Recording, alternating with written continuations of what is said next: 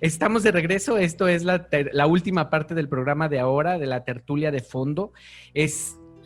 El día de ahora, recuerden que vamos a tener la rifa, o más bien vamos a mencionar los ganadores de los 10 libros que tan amablemente Yolanda nos regaló de Cada agosto la pila moderna. Y para eso también, ya supieron la dinámica, lo estuvimos diciendo a lo largo de los programas de la tertulia de fondo del último mes, que era por medio de nuestras redes sociales que mandaran un mensaje. El día de ahora ya no entran porque ya tenemos a los ganadores, pero de cualquier manera pueden dejarnos algún mensaje en el Facebook de Fondo Radio o de Marcelo Velázquez Oficial. Además, los estamos invitando a que visiten el Facebook de Yolanda, que es Yolanda Zamora en Facebook. Y pues regresando al tema de la noche, de esta noche, que estábamos yo nada más quería mencionar algo que tiene que ver con algo que sé que tiene que ver contigo, pero que me interesaría mucho que tú lo vieras, porque yo lo he escuchado varias veces de tu persona en la radio, en los libros y demás. Y es Cada agosto la pila moderna y en La última llovizna, por decir, en Cada agosto la pila moderna, en María Luisa y su retorno al mar, la decisión de la muerte. Y en Enrique, en La última llovizna, la decisión de la muerte. O sea, no son muertes fortuitas, son muertes como decididas. Es el momento, es así. María Luisa lo hace frente a su enredadera cuando ya cosecha lo que viene a ser, ve el fruto de su cosecha de la muerte que le dio el personaje de los Alcatraces en el otro cuento. Y Enrique, al final del camino, cuando cierra, como todo en su vida, es como la decisión de la muerte. Esto me gustaría que me lo platicaras o nos los platicaras a nosotros, Yolanda. Bueno, afino la garganta porque ese tema sí que entramos ya a lo metafísico y es un tema difícil de tratar, pero finalmente es un tema hermoso. Yo les he hablado muchísimo de que la vida somos seres libres, el libre albedrío está en cada persona y uno toma decisiones a lo largo de la vida, pero hay tres decisiones fundamentales. Esa sí asumo, es una percepción de su servidora. Hay tres decisiones fundamentales. La primera es, ¿qué vas a hacer con tu vida? Es decir, la vocación. La segunda es, ¿de qué manera esa necesidad del amor en tu vida la vas a realizar? ¿Es la pareja o un ser superior? ¿De qué manera el amor, necesidad de todos, lo construyes en tu vida? Y la tercera gran decisión, polémica siempre cuando doy esta plática sobre las tres decisiones, la tercera decisión considero que es la muerte. Pero no se trata de un momento al final, una decisión, sino que es una decisión que la vas construyendo a lo largo de toda tu vida. Muy probablemente una vida en plenitud represente una muerte en plenitud. ¿Me explico?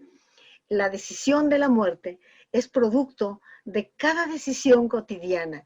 Finalmente, la vida no es sino una preparación para la muerte. Y es hermoso el tema, por supuesto. Y sabemos, quienes somos creyentes, que la muerte no es la última palabra. Viene muchas posibilidades según las creencias, pero en eso no voy a entrar. Lo que sí asumo es que uno va decidiendo conforme vives de qué manera vas a construir tu propia muerte.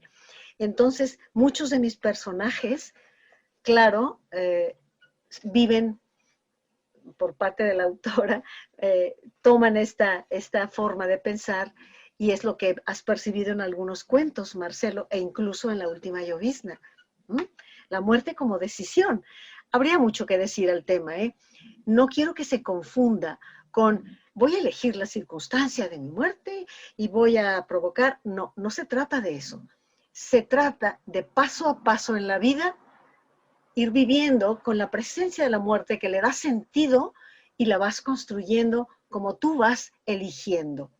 Esto es un tema muy complejo, pero bueno, respondí así a tu pregunta, Y Marcelo. sí respondes, porque también se entiende cuando, si tienen la oportunidad de leerlo en los Alcatraces, pues en ningún momento es que María Luisa haya hecho algo para morirse. No es eso. Simplemente es como se cierra el círculo en ese momento y entiendes el momento que es una decisión, se murió de vida. O sea, de eso se murió. Exactamente. O sea, y esa parte es que es muy, Bravo.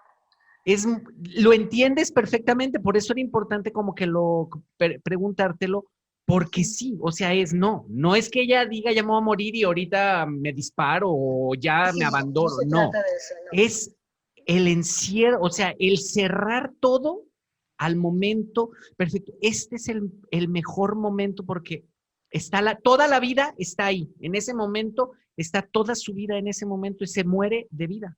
Y lo mismo pasa con Enrique, pero de una manera menos femenina, más masculina, porque pues, finalmente es Enrique. Bueno, yo cerraría este fragmento con una frase muy clara. La gente pregunta o nosotros preguntamos, ¿cuál es el sentido de la muerte? La respuesta es, el sentido de la vida es el sentido de la muerte. Así resumo esta pregunta que me has hecho y que, bueno, me metes en problemas, ¿eh? No. Marcelo, porque una cosa es escribirlo y otra cosa es explicarlo. Carlos. Pues yo también quiero preguntar, todo lo que se ha escrito, por ejemplo, en Cada agosto la pila moderna, ¿son experiencias que han pasado o son como algunas como interpretaciones de algo que escuchaste o algo que te imaginaste y decidiste como escribirlo, de esas cosas como de que te imaginas que dices, qué padre sería que pasara esto? O sea, lo que has escrito son cosas que has vivido o son cosas también que solamente Bien. te has imaginado y lo has puesto como una historia que a alguien le pasó. Muy bien, Carlos. Tu pregunta me permite subrayar una característica de mi estilo de narrativa. Te lo agradezco. Efectivamente, si tú observas mis cuentos, casi siempre van a empezar a partir de una realidad. Sí, son cosas que pasaron. Especialmente en Cada agosto la pila moderna, te puedo contestar, Carlos, que todos los cuentos son anécdotas que realmente ocurrieron. Sin embargo, de pronto se cuela lo que hablábamos al principio. De pronto aparece la grieta de la creación en donde le agregas un plus. Un plus generalmente de corte fantástico, en mi caso, que ese es mi estilo. Entonces, resumiendo, yo puedo iniciar un trabajo casi periodístico. Por ejemplo, La última llovizna empieza cuando él narra que nació en el barrio de Analco. Todas esas descripciones, de Mexicalcingo, gracias. Él nació en el barrio de Mexicalcingo, entonces todas las descripciones que hace son casi periodísticas. Tú puedes ir al barrio de Mexicalcingo y darte cuenta que aquí había una fábrica, que aquí estaba el mercado, y también cuando va recorriendo la ciudad, que aquí está el Madoka, que aquí estaba el Cine Variedades, que aquí estaba la escuela de música. Entonces, empiezo casi periodístico, es verdad, es un análisis, es un dar cuenta para involucrar sobre el escenario de la novela, que es la ciudad de Guadalajara. Pero en algún momento, en todos mis cuentos, suele de pronto deslizarse el aspecto fantástico, que eso es parte de la creación de la propia escritora. Así que tu pregunta es, sí ocurren, sí son aspectos que parten de la realidad, pero matizados por lo creativo en un momento dado, básicamente orientado a lo fantástico o, diría Carpentier, a lo real maravilloso. Las lolos son totalmente reales. Totalmente reales. Yo sí me las imagino a las señoras gordas, desbordadas, Claro que son reales. Es que son Claro. fantásticas. Claro que son realidades. Eran Choncho y Lolo y eran amigas de mi madre. Unas señoras enormes, hermosas, cocinaban exquisito. Tengo mil anécdotas de ellas, tendré que hacer más cuentos de ellas, pero eran amigas de mi madre. Entonces, todo San Marcos, todo el arroyo, pues lo vivíamos, yo lo viví, yo me metí a ese arroyo de los Tepetantes, pero siempre hay, como les digo, una realidad de la que partimos. De hecho, todo lo que hacemos parte de la realidad. El ser humano es puesto en la vida, en la realidad de todas las cosas que le rodean. A partir de esa realidad, un escritor, en mi caso su servidora, se desprende y se despliega hacia lo real maravilloso, que además en México hay mucho de real maravilloso. Es tanto, todo lo que es el Caribe también, lo real maravilloso. Entonces, bueno, esa es la vertiente que a mí me apasiona y generalmente está presente en mi narrativa. Yo te puedo dar las gracias por todas las personas que escribiste en ese libro, que les diste el don de la inmortalidad, porque realmente no te lo van a poder decir porque creo que muchas ya no están, pero las hiciste inmortales. Bueno, Van a existir para siempre. voy a contarles una brevísima anécdota, pero hermosa, a propósito de estos personajes que existieron todos. Ahí va. Cuando presenté el libro de Cada agosto la pila moderna, me lo presentó Ruth Levy y Raúl Bañuelos. Una excelente presentación, gracias. Pero de pronto la sala estaba llena. Fue en el Teatro Degollado, a espaldas, en la sala de cámara del Degollado. La sala estaba llena. Había vecinos de la colonia moderna, había muchísima gente. Algunos personajes ahí andaban también. De pronto, al terminar, se para un señor de traje, un joven, muy apuesto, por cierto, muy sonriente, toma la palabra y dice: quiero decirles que yo soy el hijo del zapatero. Y yo, ¡Qué intenso! pero espérate, la segunda parte. Quiero decirles que soy piloto aviador y normalmente viajo a Guadalajara, me quedo una noche y al día siguiente regreso. Y hoy, dice, la noche de ayer, yo escuché en JB el anuncio de que la pila moderna, el libro de la pila moderna se iba a presentar, dice, y decidí quedarme porque me acordé que mi padre recorría, el zapatero recorría la pila moderna y dije, voy a ir a recordar a mi padre que ya había muerto. Entonces yo soy el hijo del zapatero y te doy las gracias, Yolanda. No sabes, Marcelo, Lucy, Vero, Carlos, me emocioné tanto, dije, nuevamente, lo real maravilloso se da de esa manera y está, y nace como nacen los tréboles en el zacate de pronto, o los dientes de león que vuelan, así se da dentro de la realidad lo real maravilloso. Al menos yo así lo creo y comparto la visión mítico-mágica de la vida. Creo que eso es lo que me permite escribir. ¿Cómo ven? Sí. No, es que me dejaste sin palabras, la verdad. Sí, nos estamos secando las lágrimas. Yo de verdad quiero agradecerte por todos estos momentos vividos, porque sin duda, o sea, leer tus libros es recorrer la ciudad, es aprender a darte cuenta que lo mucho que la quieres, es eso, quizá vivimos con mucha prisa y no nos damos el tiempo de disfrutar esas pequeñas cosas que a la larga pueden ser parte de una maravillosa historia. Entonces, Sí. creo que es la invitación a descubrir el entorno que tenemos. No tenemos otro, pero de nosotros, o sea, hay una época en la vida en la que quisiéramos que las cosas fueran distintas, pero llega un momento en el que te das cuenta que lo diferente eres tú en la vida que te toca habitar. O sea, tú decides si tienes el poder de transformar lo que te ha tocado. Si no te gusta, cámbialo, transfórmalo, cuenta la historia de nuevo y cuenta la historia de modo que puedas sentirte el protagonista, porque muchas veces vamos habitando la vida como actores de reparto, ¿no? No soy dueño de mi propia vida.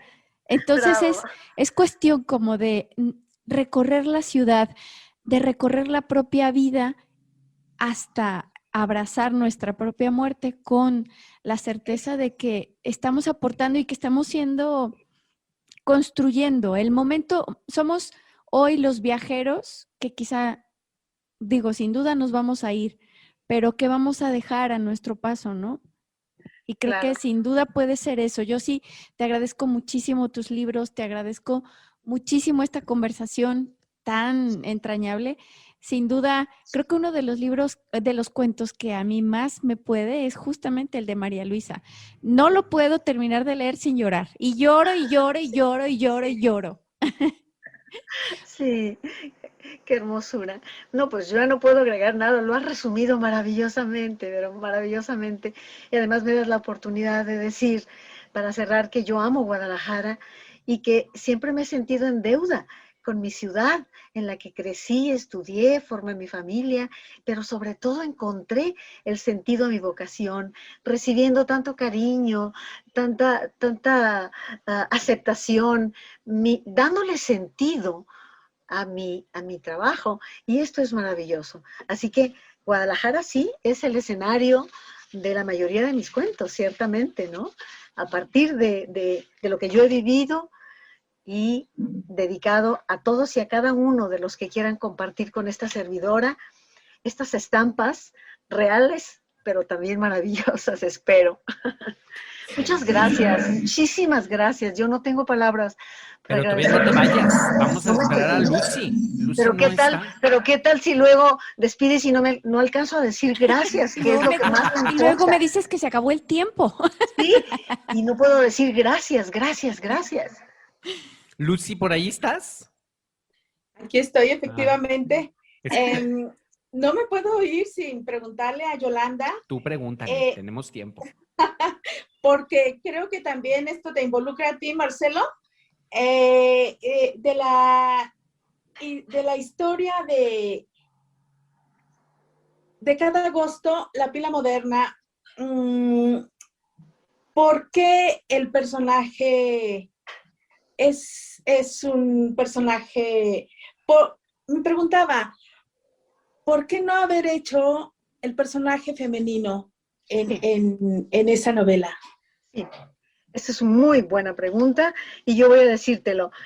Originalmente eran cuentos escritos en primera persona, pero yo traté de que no fueran tan autobiográficos, sabiendo por supuesto que mi infancia transcurrió allí, que era parte de mi familia, pero entonces yo personalmente traté de tomar distancia. ¿De qué manera? Colocando un narrador diferente y al mismo tiempo real. Entonces yo quise que él lo narrara y acepto lo que eventualmente me han dicho, que se trata de un personaje que de pronto puede ser incluso femenino. Pero yo aquí sostengo que hay hombres que tienen ese potencial maravilloso de sentir, de una sensibilidad casi femenina. Y mi personaje además es poeta, tiene una gran sensibilidad mi personaje. Entonces, al ser un poeta, tiene la capacidad de observar y de sentir.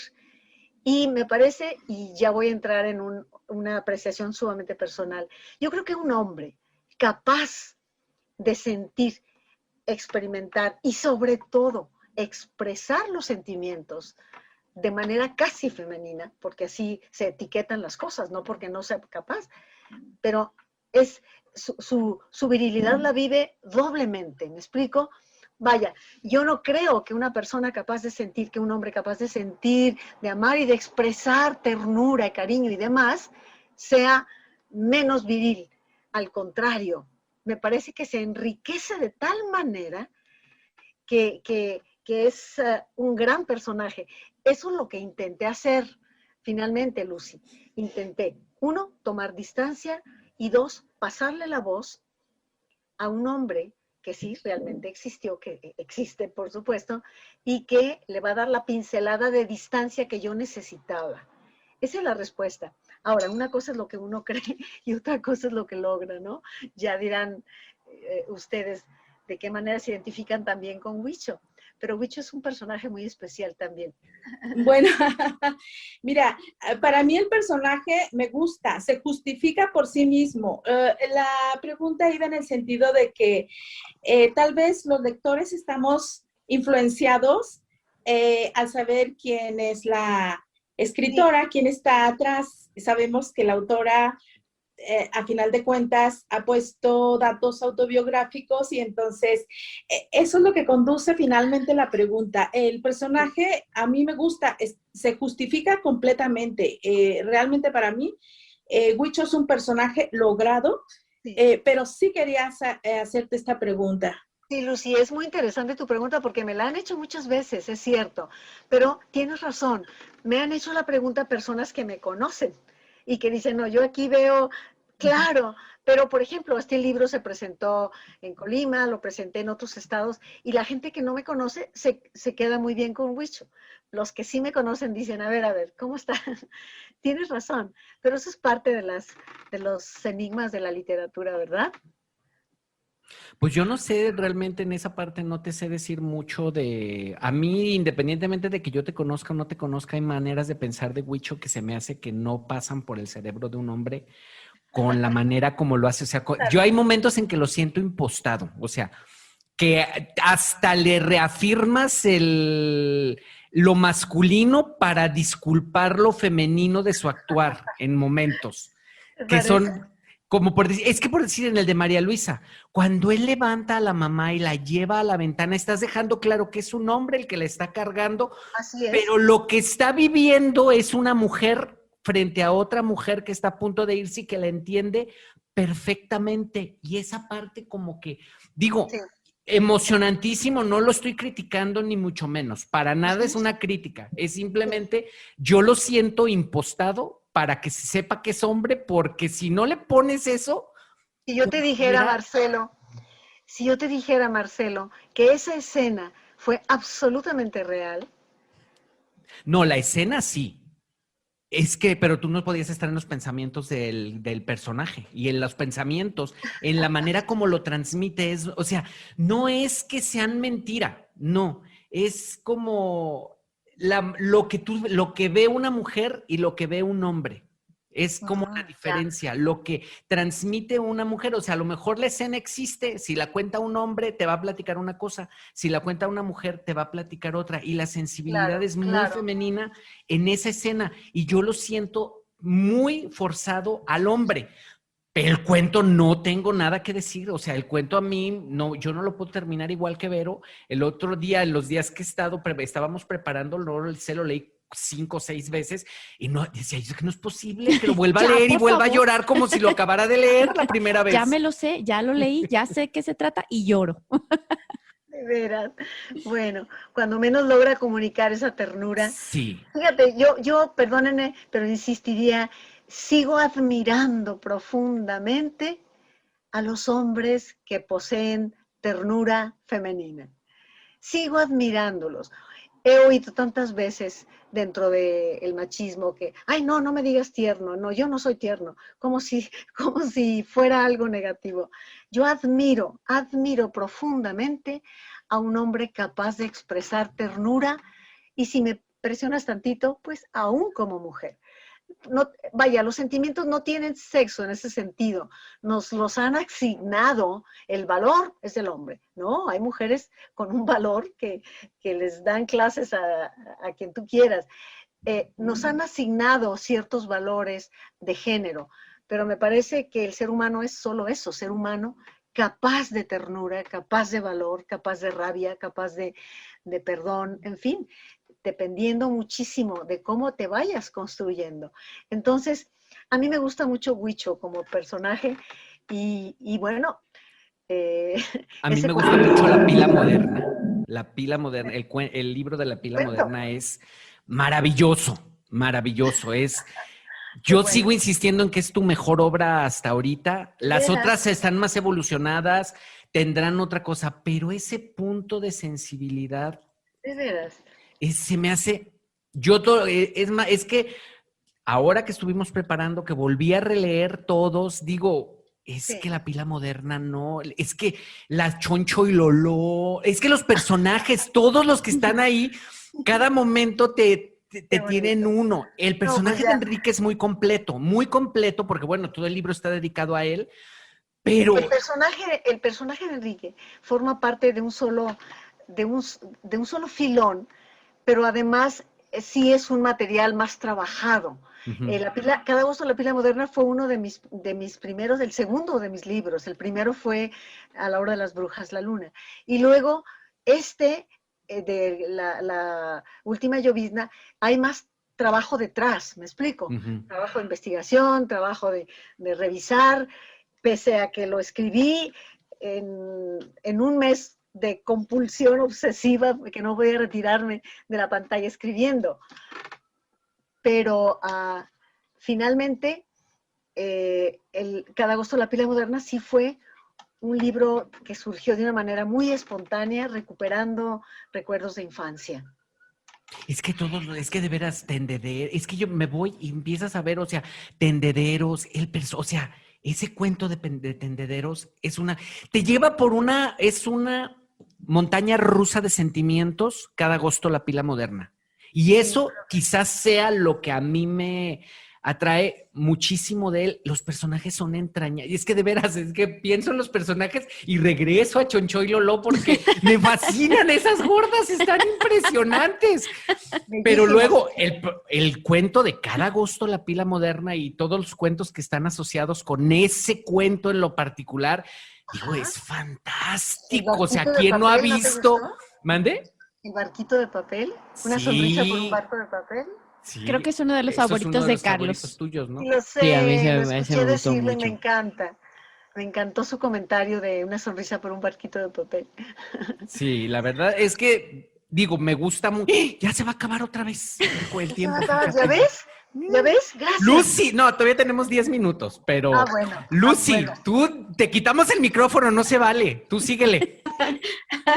No, yo aquí estoy emocionada con todos sus comentarios. Pues Yolanda, no hemos platicado mucho del Sirenario, ese libro de poesía Sí.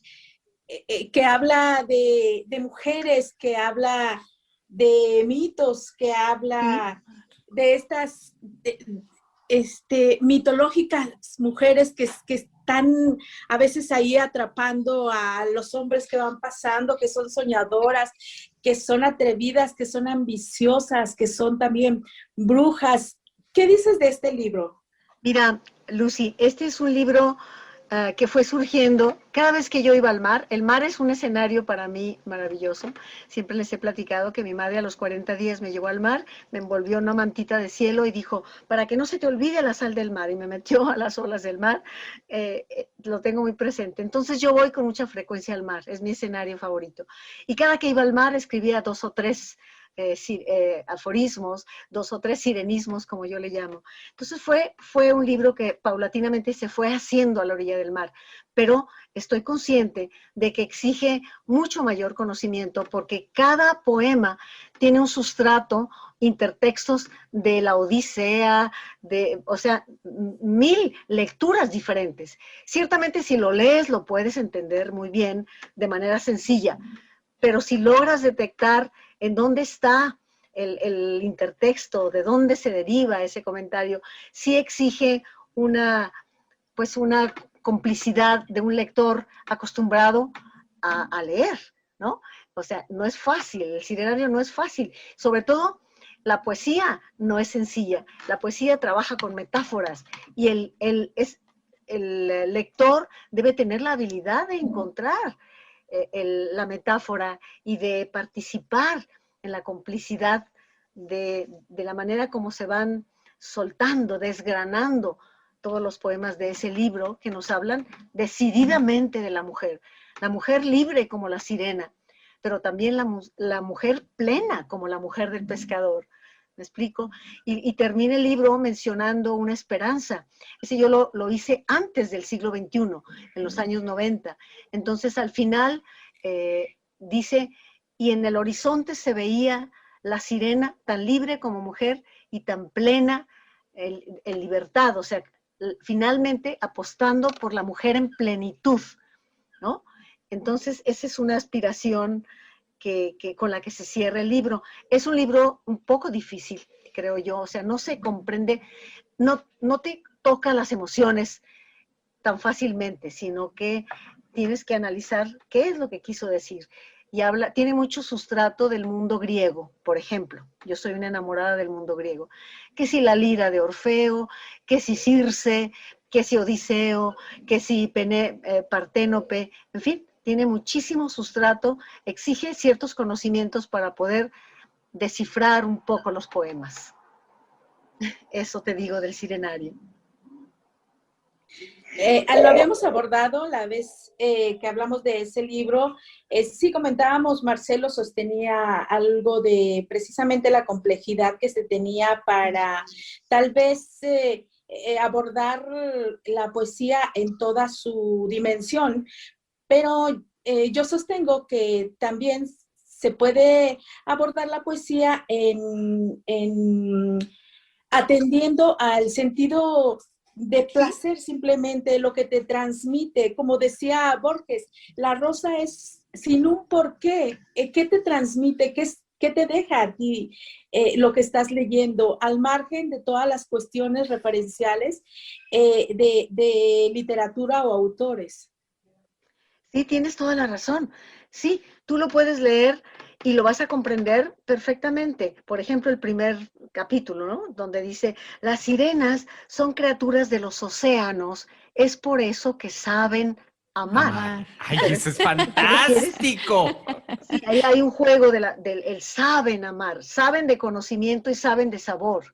Entonces, eso es muy sencillo. Y hay así varios de los poemas que son bastante sencillos, pues, pero al mismo tiempo hay intertextos básicamente de origen griego, de la literatura griega. Entonces, cuando los detectas, pues hay una fruición un poco mayor, ¿no? Dices, ¡ah, qué padre por aquí! Y eso, pues es un reto para algunos lectores, ¿no? Pero es un libro decididamente de género, es un libro decididamente de la mujer, ¿no?